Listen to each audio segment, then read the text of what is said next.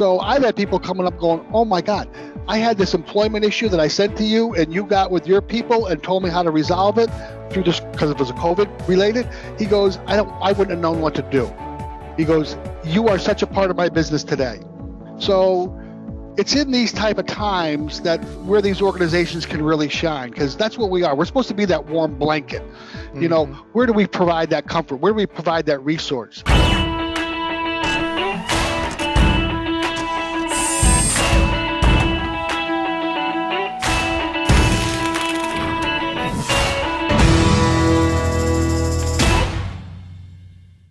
Hey everyone, it's Ari Santiago, President and CEO of IT Direct. Welcome to another episode of Made in America, the COVID-19 edition series. I'm here with Paul Murphy, Executive Director of the Aerospace Component Manufacturers Association, better known as ACM. Paul, thank you so much for coming on. I think your views are going to be particularly interesting and helpful to the audience around now. So I appreciate you taking the time to sit with me and talk about what's going on right now. It's a pleasure to be here, Ari. I mean, these are trying times for all of us, and the more we can help each other, the better off we're all going to be. Well, listen, it's still the Made in America podcast, so I'm going to start off with the same two questions. Paul, what do you make and why do you make it?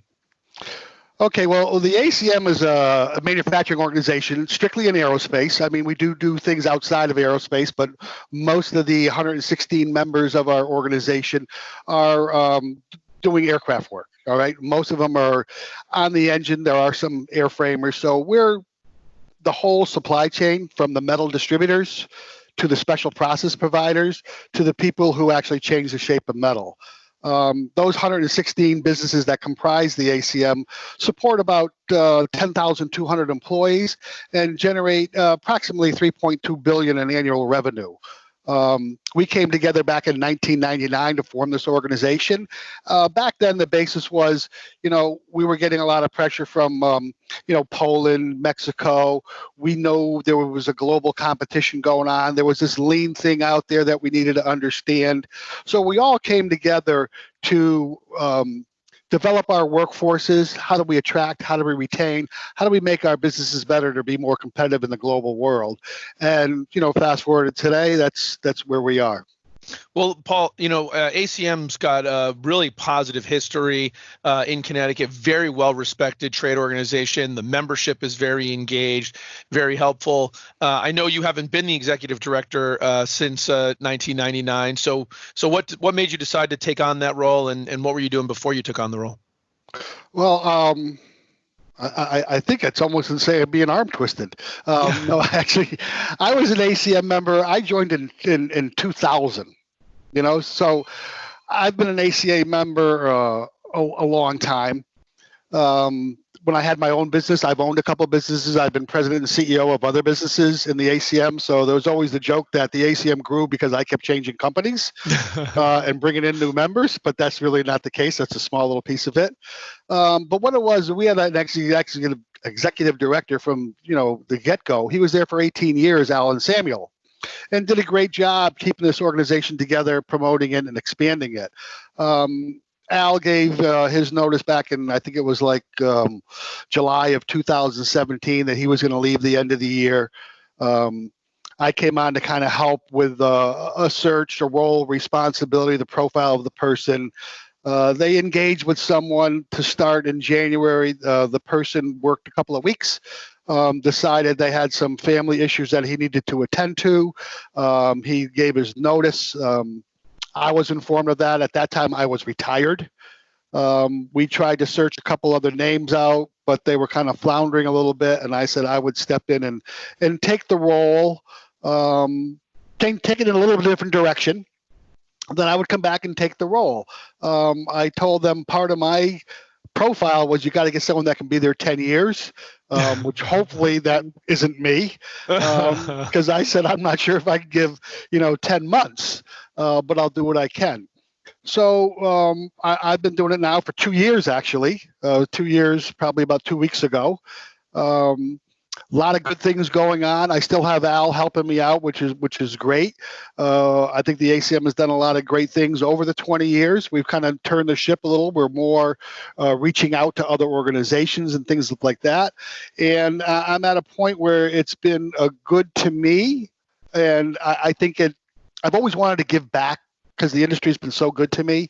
I was going to go do some, maybe some teaching in my retirement, but this has fit really well for me. But quite frankly, these last 4 weeks have been overwhelming. Well, but that's all part of the territory. That's a good segue. Appreciate the transition there, because I do think I want to turn over to the COVID-19, as quickly as possible here, and really you just kind of start off by getting your kind of global view, concise but global view of kind of what's going on from the aerospace side. Listen, I don't think it's any secret to anyone that's watching or listening to this podcast that air travel's down some 96%. Probably travel in general, some uncertain about when it's gonna come back on the commercial side, what that comeback would look like, and that's got to be putting a lot of pressure on your membership, and they must have a lot of questions. So what do you see from your kind of more holistic vantage point? What are you hearing about the crisis right now? Well, I mean, first of all, it is global, so it's not just the U.S. It's all over the country, and the air is affected all over the country. But basically what I'm seeing from everyone is we've all gone through cyclical times in aerospace. We all know how to deal with those. This feels a little different. This tastes a little different. There's a lot more uncertainty. There's a lot of things we've never been challenged with. When we've had 9/11 or we had the recession back in the 90s, we kind of had a plan and knew what to do. Like the government, we didn't have a pandemic plan per se. We were all developing those on the fly. How do we deal with the social distancing? How do we deal with working remotely from your house? Many of the manufacturers can't have their employees stay home with a machine. Those aren't leaving. So it's a whole new challenge that we've faced. I think today the anxiety is very high. We all know as of to me, I'm saying it doesn't change day to day. It literally changes hour to hour. And what you hear today, right now, could be different tomorrow. It's just the way this thing is progressing. So do you find yourself looking for equilibrium? Equilibrium is probably the wrong word, but maybe predictability. Are you kind of still looking for some pattern recognition, something? I mean, is anything emerging in your mind that can sort of help in that area, or some signs that a pattern could emerge? I mean, what do you see there? Yeah, I mean that's the golden egg right there, and we have a lot of smart people, but I think it's safe for me to say we're not that smart. We can never predict when this is going to open. I mean, even when, manufacturing has been an essential business, so we've all stayed open. We've had businesses that have had to close because they've had numerous issues with COVID in their facility. The problem is you shut down for, let's say, the 72 hours that are recommended because the virus dies in 72 hours unless it gets contact. And you clean, you shut down, you clean again, you bring back your workforce. Well, your workforce has been home. And if they haven't been, stay at home, you could just be reintroducing it as soon as they come back. So we're struggling with all these things. But, personally, I think we have a few years before we're back to normal. That's just my own personal thing. But a lot of this is going to be predicated on how good everyone does with maintaining the social distancing and all these things. So the worst thing for us to do is open up and start this whole firestorm again. We have to get this behind us and figure out how to go forward in a great way. So I don't know how long it's going to last. I don't know when it's going to go. I do know that most of the bigger customers, the Pratts, the GEs, the Rolls Royces, they're all having their schedules reduced dramatically. It's impacting our businesses. A month ago, the only conversation we had was workforce. Where are we going to get the people? We're booming. Now it's how do I keep my people engaged? How do I keep my people safe? So we're struggling with a new norm today and clearly haven't had the clarity to figure out what we're going to do tomorrow sometimes, because today is another storm every day.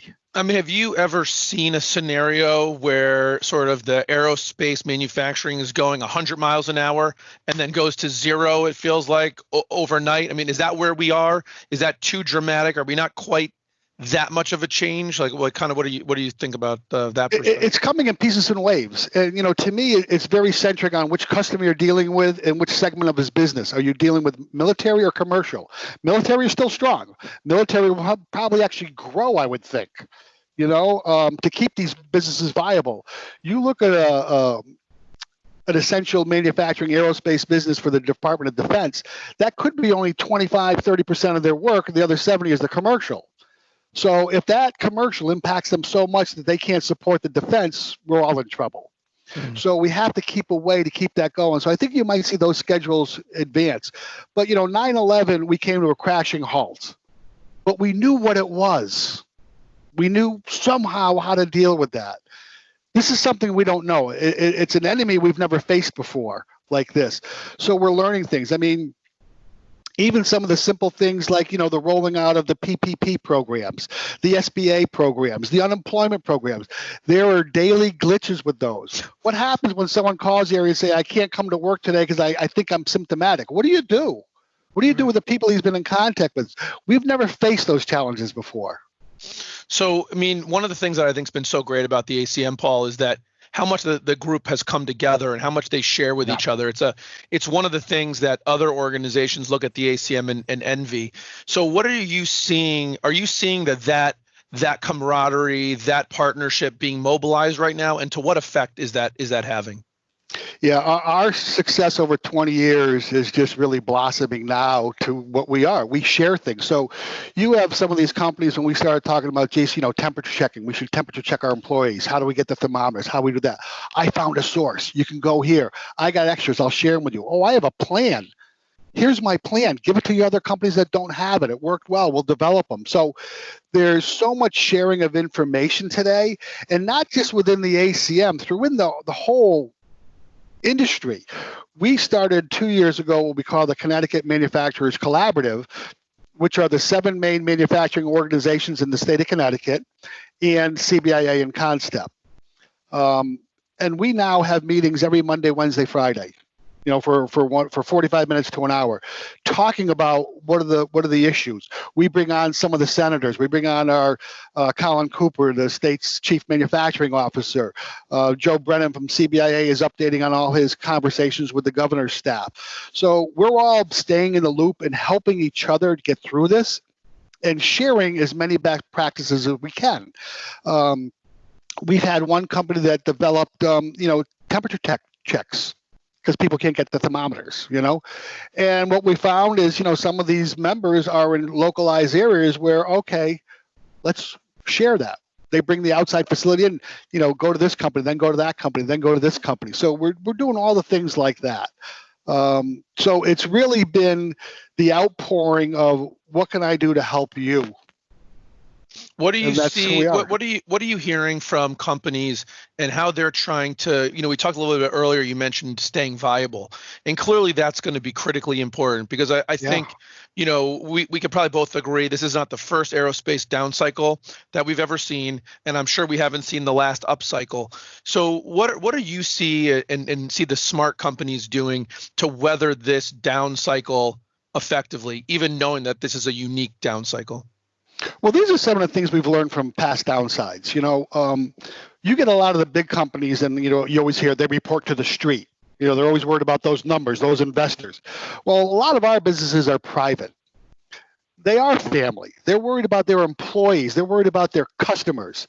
And sometimes they'll take a backseat to that money because they've stashed away a little bit during these times. So I think what I've seen and what most people have seen is when we get into these downturns, the good companies, the proactive companies are the ones that weather it the best. They still engage their employees. They keep their employees because they know they're going to need them because it was so hard to get them, so hard to train them that they're spending that. Maybe the owners aren't taking a paycheck right now, to get through all this, but they're staying viable. So when this market starts to come back, they're so well positioned because their employees are there. When it's really busy, it's hard to train. It's hard to cross-train. But in times like this is when you do that. You don't lay off your people. You try to do these things. And when the work comes back, I have my work staff. I can increase my capacity tomorrow. Where the other companies that laid them off to cut costs to bare bones, they're going to struggle trying to gain capacity by the workforce because they're not going to be able to get the people back right away. They may go to different industries and never come back. We've seen that happen before, which put us in the position now, which is why workforce is so important. So let's just pull on that for like a little bit. How are we going to keep? So listen, the retirement. Well, there was two reasons that the workforce was so important before. One was the growth. And eventually that will come back. But the other was the silver tsunami. And regardless of COVID-19, people are still going to get older. And there's a lot of people that probably can still retire and will still retire in the coming years. But with these competing pressures, meaning one, to figure out how to cut but not too deeply, how to modify to make it through this time, but at the same time, figuring out a way to build that workforce. What do you see as a good way to balance that out? And what's the ACM's role? And what are companies' roles in having that balance? Yeah, well, I mean, everyone's going to do it to what suits them. And I mean, we're going to be in an economic crunch a little bit. Like I say, businesses are losing work. They're getting stuck with inventory that they had to pay for. Cash is the king, the queen, and the jack today. So everyone's really concerned about cash flow. Some of these government stimuluses are great if they can get into the pockets. I think it's starting to happen now. Like with anything you're rolling out on that scale, there are glitches, and we understand that. So those things are helping us. The state is also looking at, and I was involved in a phone call with doing upskilling and doing training, taking some of these people that were laid off or furloughed and say, let's give them free online training. So when you bring them back, they're being upskilled already. So there are great initiatives out there. The ACM has always done training, and usually we get some good grants from the state to do this training on a cost-shared basis, 50-50. We need to continue doing that. We had actually 12 classes running that we had to stop. I was on conversations this morning that we want to go back to virtual classes now. People are home. Let's get them back to learning too. So a lot of those good initiatives are going on, but we can't lose sight of that. Workforce is still going to be our issue. And to your point, that silver tsunami does not stop. More people will retire. This might actually accelerate some of those retirements. Do you think so? Is that something we've seen in the past? Oh, it is something we're seeing in the papers today. People are looking for, I forget which company it was, 3M, I believe, maybe, or not 3M. Anyways, a large company saying, they did all these buyouts, and they're going back to saying, we need more of you. We got to buy more of you out. So they're asking people to take a package to leave during this time. So it's going to accelerate that tsunami. What do you hear about? You mentioned something I think is interesting. It's easy, as you and I both know, those long-term agreements, the LTAs with some of the big OEMs. Let's say they tend to favor the OEMs more so than the suppliers. And so in these times when we're seeing push-outs and maybe schedule adjustments, that can impact some manufacturers, especially the smaller ones you referenced a minute ago. People sort of get stuck with inventory. Help people out there. What's some of the ways that you've seen people successfully sort of navigate that unique challenge? That's a hard one to navigate because sometimes to navigate, you're going against your customer. And that's not always a good strategy sometimes. So you have those terms and conditions which you sign and you have to abide by. Sometimes we don't agree with them and they say, don't worry, we're not going to utilize them, but they will when they have to. I've had people talk to me and say, there were these penalty clauses in and they're seeing them being invoked now, and that just, that hurts everybody. So, have you seen any successful strategies of kind of dealing with the cash flow or anything that comes in with that inventory buildup? Well, I mean, you're watching all your data. So if you have good data and you can control cost, you're better off. Unfortunately, there are some very successful businesses that just run by cash management, my accounts receivable, accounts payable. Others have a lot more data. So when you understand where cost is coming from, where you can cut costs. Right. I'm not going to maybe fly anymore. Maybe I won't rent that car. I'll get an Uber. Maybe I'll ride share. So there's all kinds of ways to cut cost. But some of the best is through process improvements. So in these downtimes, we usually find the good progressive companies are working on now, let's take a deep breath. I can really, finite this process to take the cost out. Sure. So they're all on those missions right now to do what they can to cut costs and to stay there. But there's the harsh reality that, there are expenses that are fixed that you got to cover. And if you don't have the sales to support it, well, something's going to give. And hopefully some of these people have those nest eggs to weather through this. Some of these subsidies that are coming out, and these programs are coming out, are there for payroll protection, right. To keep these places. So there's a lot of good things going on, and we're learning every day how to deal with them. Yeah, hopefully a lot of the membership is taking advantage of those programs. I saw a survey recently of companies in my technology space that said only 72% have applied for the PPP, which begs the question, what are the other 28% thinking? So hopefully everybody's out there taking advantage of that and looking at the different programs the state's coming up with. There's a lot out there.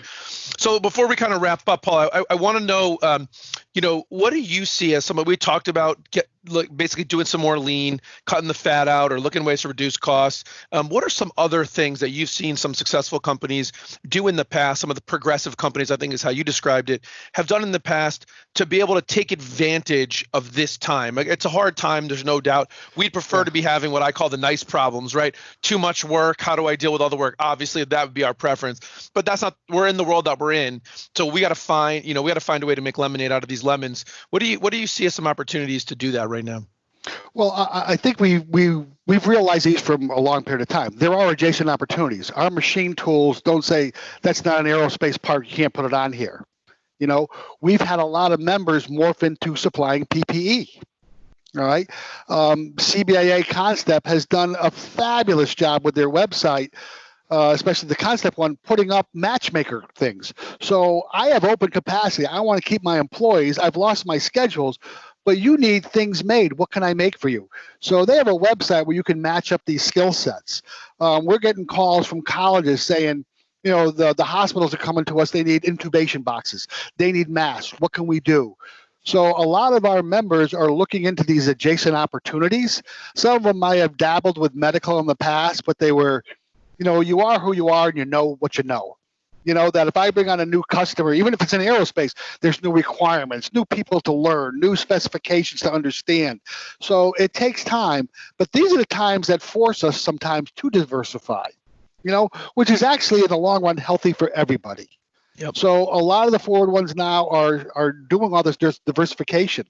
And you'll see some huge successes that have been out there where people are making masks. They're making parts for the ventilators. And a lot of it is from these 3 times a week calls we have and this matchmaker service that we've put together. That's fantastic. And if someone's not really been engaged in the past, do you think now's a good time to maybe consider joining up with the ACM or one of the other 7 organizations that you referenced statewide? Is now a good time to think about doing something like that if you haven't in the past? Well, I'll tell you this. You usually, like in any organization or any place, when you're in a position like such as mine, all you hear is everyone bitching at you. These are the things that aren't right. You got to do this. We need to do that, and you get all that. Today, what I'm getting emails saying, thanks so much for some of it. And I'm not trying to pat myself on the back because I'm just getting it from someone else. Right. But the information that this organization is sharing, most of that's from this CMC that we're doing these 3 times a week, these websites that are being built. It's because we know our members have needs right now because they don't know where to get this. So where do I go to get the right information? So instead of just shotgunning it, we've said we're going to put it into 2 sites and go to those sites. You have a question you can't get an answer to, send it to me. We're going to send it out to the proper people and post it. So I've had people coming up going, oh my God, I had this employment issue that I sent to you and you got with your people and told me how to resolve it through this because it was a COVID related. He goes, I wouldn't have known what to do. He goes, you are such a part of my business today. So it's in these type of times that where these organizations can really shine because that's what we are. We're supposed to be that warm blanket. Where do we provide that comfort? Where do we provide that resource? So why I say I've been consumed because I'm trying to do everything I can to disseminate all this and bombard my members with emails.